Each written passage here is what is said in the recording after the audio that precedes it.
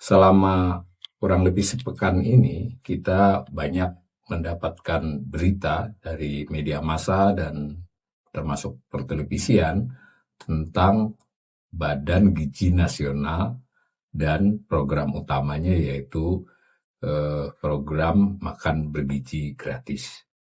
Nah,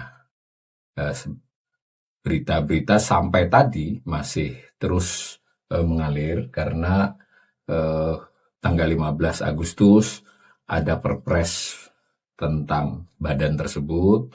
Tanggal 19 ada pelantikan kepala badannya dan kepala badannya langsung bergerak, termasuk hari-hari ini menemui Menteri Pan-RB dan para pihak, sehingga berita-berita terus masih terus berlangsung. Nah, misalnya hari ini ada berita tentang untuk mendukung implementasi program di Badan Gizi Nasional, Menteri Pan-RB sebut digitalisasi menjadi kunci. Kemudian ada juga pernyataan dari Menteri Pan-RB, Badan Gizi Nasional disarankan tiru Pemkab Banyuwangi ya. Sebagaimana kita ketahui beliau adalah mantan bupati sana. Nah, ini banyak masih berita tersebut. Lalu sebelumnya lagi kemarin 2 hari yang lalu itu Tempo memuat berita yang cukup panjang. Jokowi bikin Badan Gizi Nasional, kelola anggaran 71 triliun rupiah buat apa? Nah, ada tulisan di Kompasiana, tentu bukan berita ya, dari pembaca, dari penulis.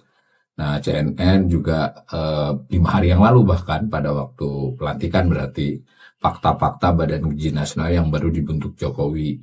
Jadi pada saat pelantikan dan beberapa hari setelahnya banyak media yang memuat tentang Badan Gizi Nasional tersebut. Kalau yang tadi kan kegiatan Badan Gizi Nasional hari-hari ini. Nah, ini masih banyak, hampir semua memberitakan dan sudut pandangnya macam-macam. Ada yang soal struktur dan organisasi Badan Gizi Nasional, tapi paling banyak adalah terkait dengan anggaran 71 triliun yang disajikan. Nah, ini masih lagi ada banyak ya. Ada juga yang mencatat tentang apa saja yang menjadi tantangan buat Badan Gizi Nasional. Ada juga yang masih mengutak-atik 71 triliun itu apa saja, dan tidak sedikit yang menyoroti soal Badan Gizi Nasional itu strukturnya, keposisinya, kedudukan, fungsinya apa. Karena sebagaimana di perpres tersebut, kepala badan itu setingkat menteri atau setingkat kepala badan di pemerintahan, sehingga memiliki fasilitas sebagaimana seorang menteri, dan pada jajaran-jajaran bawahnya juga setara dengan eselon 1 dan seterusnya. Nah, saya ingin mengomentari berita-berita yang panjang ini, mengingatkan para pemirsa ya, para pembelajar ekonomi, asal-usulnya ini kan adalah program makan gratis kan. Asalnya dulu diutarakan pada waktu kampanye itu program makan siang gratis. Jadi waktu itu cukup viral ya, menjadi unggulan utama dari paslon 02 yang kemudian memenangkan Pilpres. Ya, antara lain disebutkan program tersebut menyasar 82,9 juta orang. Jadi program makan siang gratis semula ya. Itu ada anak sekolah, ada santri, lalu ada ibu hamil waktu itu begitu. Juga dari tim pemenangan paslon 02 juga keluar beberapa perkiraan perhitungan ya tentang anggaran, karena banyak orang yang mempertanyakan.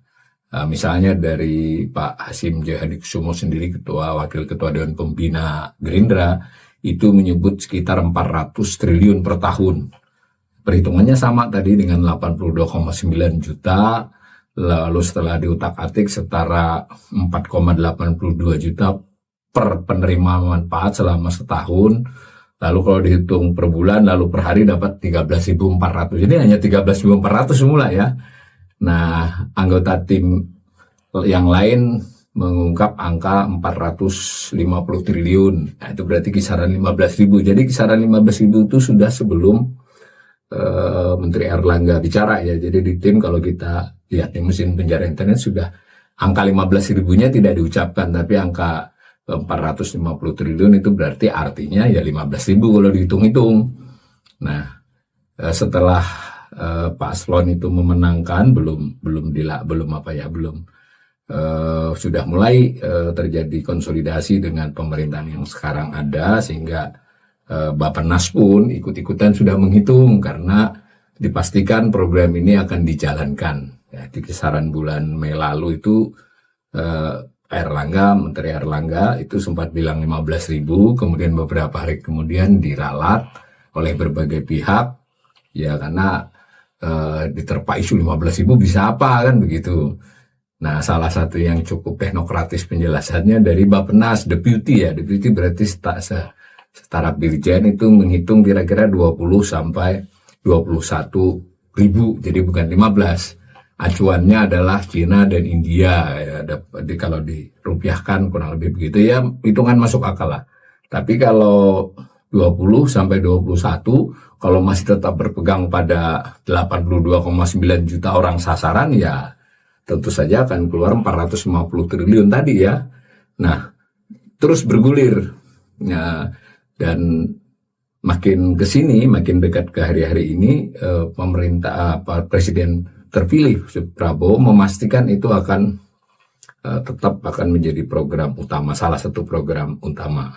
Dan ketika Presiden Jokowi membuat pengantar nota keuangan dan APBN dilanjutkan dengan penjelasan konferensi pers oleh Ibu Sri Mulyani, Menteri Keuangan, itu disebut betulan ya bahwa akan ada program itu, tetapi sudah lagi tidak disebut makan siang gratis, tetapi menjadi program makan bergizi gratis. Sejauh ini namanya itu program makan bergizi gratis, dan dinyatakan sudah dialokasikan sementara rancangan anggaran pendapatan belanja negara. Ya, kita tidak tahu dalam pembahasan 2 bulan ini atau nanti dalam perjalanan di tahun 2025 nanti ditambahi, bisa saja, tapi sejauh RAPBN itu 71 triliun, jauh ya dari angka 400-450 triliun tadi. Tetapi Presiden Jokowi mengatakan bahwa memang ini akan dilaksanakan secara bertahap. Ditegaskan juga oleh Menteri Keuangan bahwa ini akan dilaksanakan secara bertahap. Ya, masalahnya ada sempat beredar penjelasan. Jadi ini memang karena masih berupa penjelasan umum dan RAPBN-nya juga belum menaruh program dan ini secara definitif, dan pada waktu diantarkan nota keuangan ini kan baru ada perpres tuh tentang Badan Gizi Nasional, pejabatnya belum ada, kan tanggal 15, ini pidato tanggal 16. Sempat beredar bahwa 71 triliun itu mengarah kepada 15,42 juta murid. Nah, kan belum ada ibu hamil dan ibu menyusuinya. Murid di sini termasuk santri atau tidak, belum ada penjelasan. Tapi ini penjelasan tidak resmi ya. Nah, ke sini kita bisa melihat bahwa dalam penjelasan Ibu Sri Mulyani itu program makan bergizi gratis ini mengarah kepada SDM unggul dan ada tambahan. Dan itu juga sudah diantarkan oleh Presiden Jokowi bahwa ini tidak soal ngasih makan siang saja atau makan jam berapapun, tetapi lebih jauh adalah mengarah kepada soal sumber daya manusia yang unggul. Kemudian itu masih bisa ya, masih samalah dengan penjelasan di kampanye tentang makan siang. Yang di highlight lagi, yang dulu tidak banyak disebut meskipun sempat di zaman kampanye, itu adalah bahwa program ini akan memberdayakan UMKM, terutama UMKM setempat. Artinya kan ada dampak terhadap pertumbuhan pendapatan masyarakat di sekitar. Ini berarti memberi sinyal program ini harusnya ada bagian desentralisasinya yang cukup kuat. Apalagi ada tambahan penjelasan dari Ibu Menteri Keuangan bahwa ini juga agar ekonomi daerah bergerak. Berarti kan makin terlihat bahwa ini arahnya adalah desentralisasinya kuat. Sejauh penjelasan begitu. Nah, kemudian tanggal 19 diangkat kepala badan. Jadi Perpres tentang badan itu tanggal 15 Agustus, tanggal 19 dilantik Prof. Dadan Hindayana sebagai kepala BGN. Saya ingatkan bahwa kepala BGN ini setara menteri atau pimpinan lembaga. Nah, di dalam Perpres itu strukturnya tuh cukup gemuk ya, karena sebagai badan kan, sebagaimana badan yang lain, badan yang selevel kementerian garis miring lembaga kan biasanya anggarannya begitu. Itu ada dewan pengarah, ada pelaksana. Nah, yang pelaksana dewan pengarah tuh ada ketuanya dan seterusnya. Jadi ini cukup gemuk dan ada posisi penting juga, ada sekretariat utama, ada inspektorat utama yang melakukan pengawasan, perencanaan, dan seterusnya. Nah, dari paparan di peralihan di Perpres memang nampaknya sebagian dari sumber daya manusia untuk birokrasi ini diambil dari Bappenas, ada kedeputian di Bappenas yang dipindahkan ke badan ini nantinya. Tapi kita masih akan lihat nanti. Nah, apa fungsi dari Badan Gizi Nasional ini? Ada disebutkan soal fungsi mengkoordinasi perumusan dan penetapan kebijakan teknis di bidang sistem tata kelola, penyediaan, dan penyaluran, dan seterusnya. Berarti kan ini badan memiliki otoritas yang kuat ya terhadap program makan gizi gratis ini. Lalu ada juga soal pengelolaan beberapa hal yang terkait dengan program Badan Gizi Nasional. Intinya ini betul-betul menjadi badan yang, ya kalau sekarang mungkin ada Badan Pangan Nasional, ya semacam itu ya. Jadi ini badan yang bisa jadi bahkan lebih besar dari Badan Pangan Nasional. Kalau secara anggaran sudah kelihatan akan lebih besar. Dalam rincian belum ada ya, belum karena rincian itu disampaikan 16 Agustus belum ada badan Badan Gizi Nasional, tapi nanti pasti dalam pembahasan APBN akan menambah nomenklatur Badan Gizi Nasional. Nah, dari isi Perpres itu memang Badan Gizi Nasional meluas tadi, betul seperti yang disampaikan di pidato Presiden Jokowi maupun Ibu Sri Mulyani, itu memang diperluas, jadi tidak lagi soal makan siang gratis saja, tapi mengarah kepada perbaikan gizi dan seterusnya. Bahkan ada tanda-tanda juga akan ada bagian-bagian, bisa jadi di masa mendatang ada instrumen-instrumen yang melengkapi Badan Gizi Nasional ini, karena menyangkut ada keperluan untuk investasi dan sebagainya, tidak hanya belanja menyampaikan atau menyajikan makanan sehari sekali ya. Nah, menariknya setelah dilantik Kepala Badan Gizi Nasional ini kembali menyatakan, jadi ini yang membuat kita harus sebagai pembelajar ekonomi, ya urusan kita adalah ngitung-ngitung ini kalau ini dijalankan biayanya berapa, sumbernya dari mana, tantangannya apa, kan kurang lebih begitu. Nah, Pak Prof Kepala ini, Prof Dadan Hindayana ya, Prof Dadan Hindaya ini menyatakan masih lagi mengulang 82,9 juta penerima, ya kurang lebih begitu. Nah, dan ini sudah harus mulai di tahun 2025. Cuma memang tadi kalau menghitung dengan 71 triliun dan pidato ini akan bertahap, ini jelas belum tentu langsung pada tahun 2025 kepada 82,9 juta ini ya. Jadi kita masih belum tahu. Nah, izinkan saya sebagai salah seorang belajar ekonomi melihat bahwa masalahnya kemudian tampak di detail perencanaan. Bukan hanya pelaksanaan ya, detail perencanaannya bagaimana. Jadi kepala badan ini memiliki wewenang yang cukup luas ya. Berarti kalau misalnya nanti mengadakan salah satu program utamanya saja itu program makan bergizi gratis, itu kalau dia didesentralisasikan, artinya dia mencakup banyak wilayah geografis dan pasti beririsan, berhimpitan, dan pasti ada lembaga atau aparat pemerintahan yang lain, bahkan pemerintah daerah. Jadi umpamanya dia harus masuk ke sekolah, kan mau tidak mau bisa kepada dinas pendidikan setempat. Kalau misalnya ke pesantren juga bisa jadi ke Kementerian Agama atau dinas atau apapun ya. Dan yang lebih penting kalau memang mau berkaitan dengan UMKM, maka menyangkut bagaimana pengadaan dan seterusnya. Perencanaan dulu nih, kita belum pelaksanaannya. Aturan mainnya kan pasti harus jelas.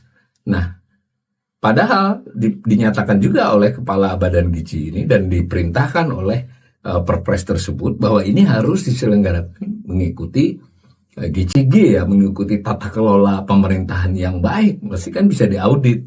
Jadi nanti menjadi tidak sederhana memang kalau dia didesentralisasi, butuh aturan-aturan. Ini baru pada level perencanaan ya, membutuh aturan-aturan yang lebih detail bagaimana, karena ada hitung-hitungannya. Hitungan bergizi kan tidak hanya sekedar makan ini makan itu, tetapi ada hitungan gizinya.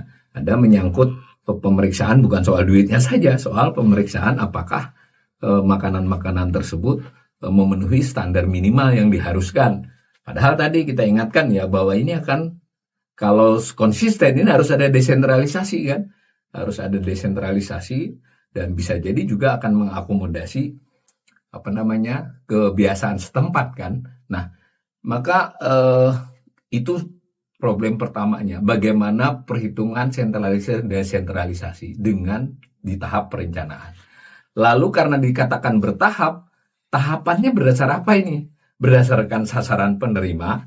Jadi apakah murid dulu, santri dulu, atau dipilih seperti apa? Atau berdasar wilayah? Ini tentu akan menimbulkan perbincangan. Artinya harus jelas perencanaannya. Karena kalau langsung 82,9 juta nampaknya 71 triliun tidak mungkin kan. Nah, itu jadi kita pengen tahu lanjutan dari wacana ini. Yang dimaksud dengan tahapan itu tahapan sasaran orang penerimanya atau wilayahnya atau bagaimananya. Lalu kita juga sudah mendengar pernyataan belakangan 71 triliun itu termasuk gaji pegawai. Jadi kita tidak bisa membagi 71 triliun bagi berapa orang kan, karena di dalam 71 triliun itu ada gaji pegawai. Dan jangan lupa di dalam kalau sebuah badan atau kementerian itu tidak hanya pegawai, ada belanja barang yang barangnya itu tidak langsung untuk dibagi kepada sasaran, misalnya perjalanan dinas atau barang-barang penunjang lainnya. Maka kalau berdasarkan kebiasaan kementerian lembaga itu minimal 15% ya, kurang lebih bisa sampai 20 kalau menyangkut nanti ada hal yang bersifat ongkos distribusi. Kalau kita ambil angka konservatif 15% dari 71 triliun berarti kurang lebih 10-11 triliun sudah dipakai untuk itu. Berarti tinggal 60 triliun. Nah, kembali ke pertanyaan tadi bahwa 60 triliun ini pastilah adalah tahap. Nah, tahapnya itu berdasarkan apa nih? Berdasarkan wilayah geografis, berdasarkan unsur penerima, atau murid tersebut hanya murid SD dan seterusnya. Kita masih menunggu. Dan yang lebih penting, janji bahwa ini atau pesan agar ini akan menjadi penguatan UMKM, penguatan ekonomi daerah, itu gampang dipidatokan ya. Tetapi kita mau lihat di rencana-rencana detailnya dan terlebih nanti dalam pelaksanaannya. Tapi bagaimanapun saya sebagai pembelajar ekonomi yang menyambut positif jika ini memang direncanakan serius, kemudian dilaksanakan dengan konsisten, dan yang penting harus transparan dan melibatkan banyak pihak untuk ikut mengawasi serta memperbaikinya.